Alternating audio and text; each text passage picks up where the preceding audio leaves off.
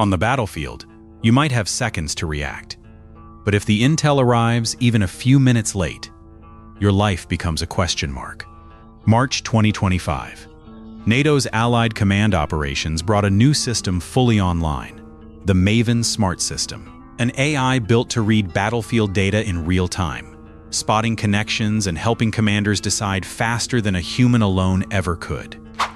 What turned heads wasn't what the system could do, it was where it came from.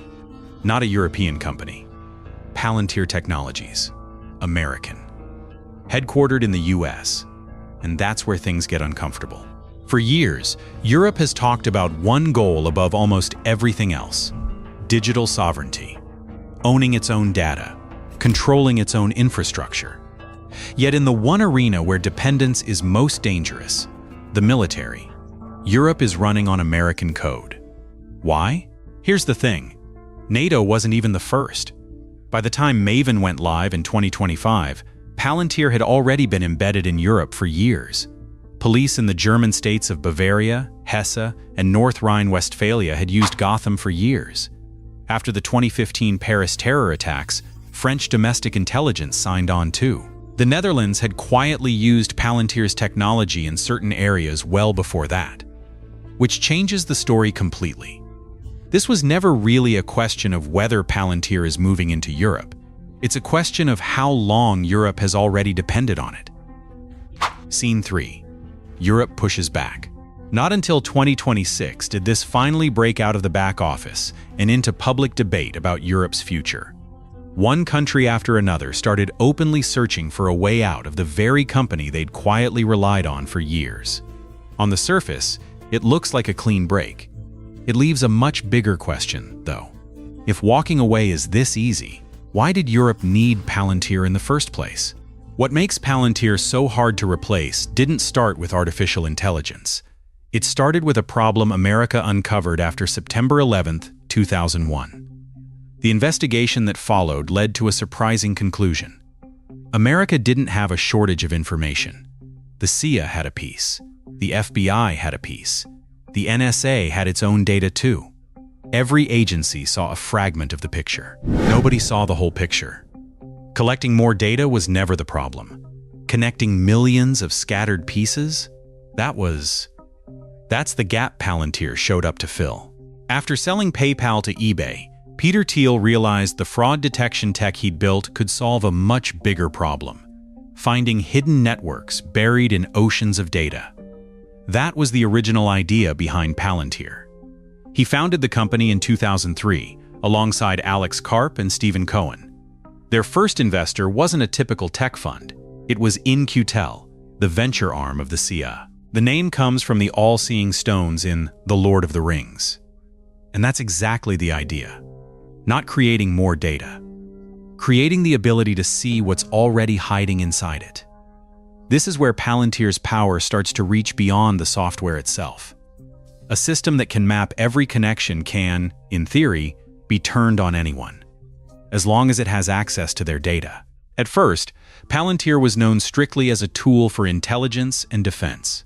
Its knack for surfacing hidden connections in data didn't stay a government secret for long. Big corporations started paying attention too. In 2009, JP Chase became one of Palantir's first corporate clients. This time, the target wasn't terrorism. It was risk inside their own walls. The bank built a custom system with Palantir called Metropolis, run by Peter Kavickiayi, a former U.S. Secret Service agent. Catch the red flags before they turn into real problems. That was the whole idea. According to a 2018 Bloomberg investigation, JP Morgan's team pulled in a wide range of employee data: emails, browsing history, location data from company devices. The system flagged even small deviations from normal behavior. Say an employee at a defense contractor starts showing up 20 minutes late, a few weeks in a row. On its own, that's nothing. But the system also catches him accessing documents outside his job scope and messaging an outside contact who'd never come up before.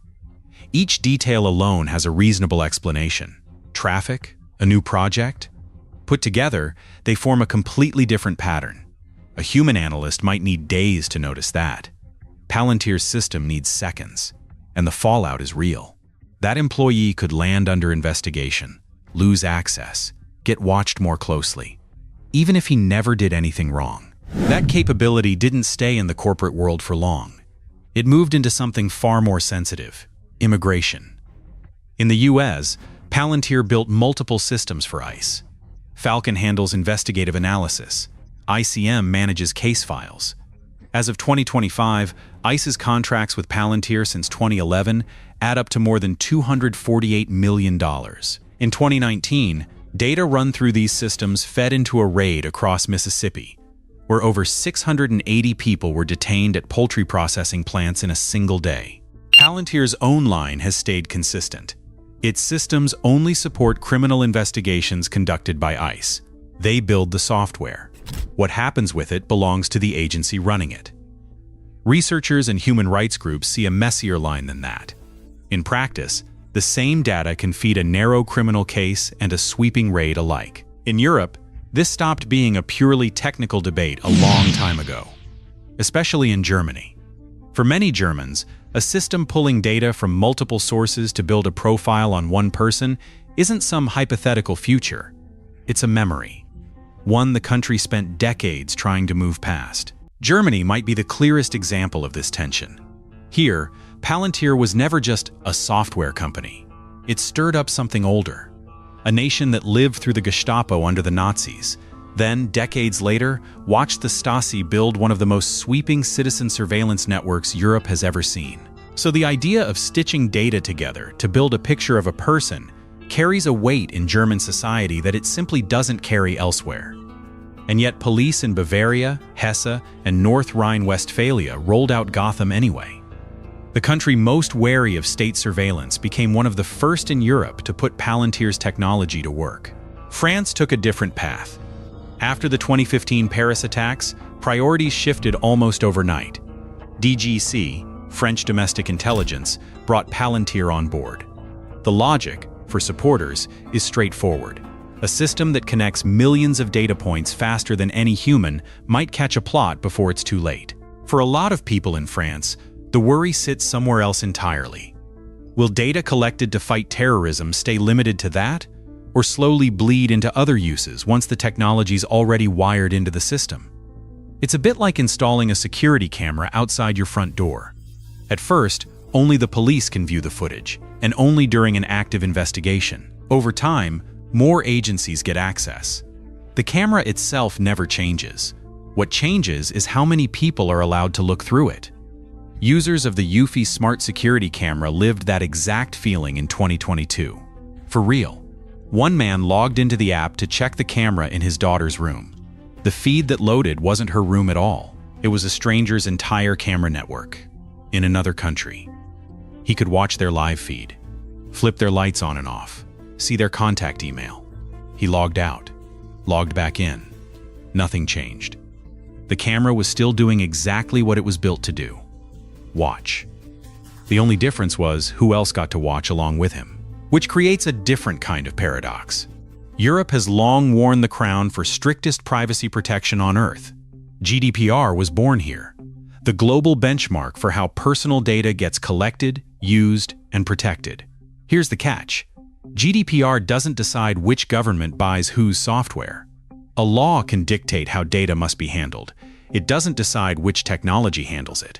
That gap is exactly where Palantir found its opening. Plenty of its European contracts didn't start as 5-year plans. They showed up in moments treated as emergencies. A terror attack. A pandemic.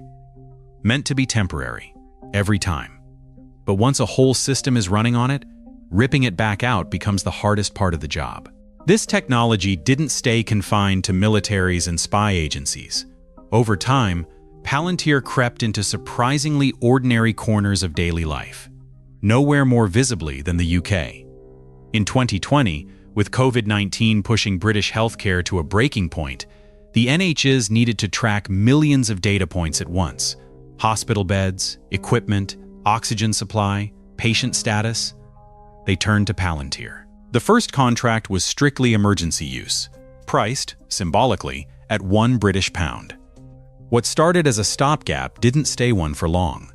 By the end of 2020, the contract had grown to £23.5 million. 3 years later, NHS England handed Palantir a 7-year, £330 million deal to build the federated data platform, connecting data across the entire health service. Technology built to link intelligence files had quietly become the operating backbone of one of Europe's largest public health systems. Medical data differs from military data in one crucial way. It touches everyone. Supporters say better connected data means faster decisions, better care. Critics see a different kind of risk entirely. A medical record doesn't just show where someone's been treated. It can reveal a history of cancer, HIV, mental illness. Misuse that data, leak it, and someone could get denied insurance, passed over for a job, or carry the stigma for years afterward. That's why, for a lot of Europeans, this quietly stopped being a story about software. It became a question of who deserves to be trusted with the plumbing that carries society's most sensitive secrets. Remember the pushback we mentioned at the start? This is what it actually looks like. Germany's domestic intelligence agency picked ChapsVision, a French tech company founded in 2019, instead of deepening ties with Palantir. France is pushing Arcadia as a European alternative for AI battlefield systems. The Netherlands gave itself 2 years to build a homegrown replacement. In July 2026, Germany and France jointly announced plans for what they're calling a sovereign European digital backbone. They ran into a problem much bigger than swapping vendors. What makes Palantir hard to replace isn't the interface. It isn't the algorithms. It's the hardest thing in the world to build: experience. Over 2+ decades, Palantir learned how to work with some of the most complex organizations on Earth: militaries, intelligence agencies, police forces, multinational banks, national health systems. Any competitor can build a similar tool in a year or two. Earning the trust to run an institution's most critical missions takes far longer than that. So here's Europe's paradox. It wants technological sovereignty, but building that sovereignty still means leaning on someone else's technology to get there. This dependence was never just technical. It's tangled up with the people and the politics behind the company itself. Peter Thiel, Palantir's co-founder, ranks among Donald Trump's most prominent political donors. CEO Alex Karp, meanwhile, keeps framing Palantir's role inside the strategic rivalry between the US and China. In a 2025 CNBC interview, he argued AI poses real dangers, and that either America comes out ahead or China does. To supporters, that's Palantir helping the West hold its technological and security edge. In Europe, the same words land very differently. Tie a chunk of a country's defense infrastructure to a company increasingly aligned with Washington's priorities, and the moment US and European interests split, that dependence stops being a technical issue. Say the two sides disagree tomorrow over a sanctions policy or over sharing military tech. The software keeps running just fine. But Europe's still left asking itself whether it actually controls its own strategic infrastructure, if the most critical piece answers to a company outside its jurisdiction. That's exactly what European leaders mean, more and more these days, by that one phrase: digital sovereignty. So, is Palantir the problem or the solution? Probably not that simple. Palantir solves something real. The modern world drowns in data and starves for the ability to turn it into decisions. That's why Nato uses it. That's why police, corporations, and hospitals keep coming back for more. But the same power to connect everything raises the biggest question of all. Who controls that power? Europe wrote some of the toughest data protection laws on the planet. Europe is also racing to build its own alternative. Right now, though, from NATO's command center to the NHEs, a critical slice of European infrastructure still runs on technology from a company Europe is actively trying to need less. That's the real paradox here. Not that Europe uses Palantir, that Europe still can't say when it'll finally be able to stop. And honestly, I don't know if my own country is any different.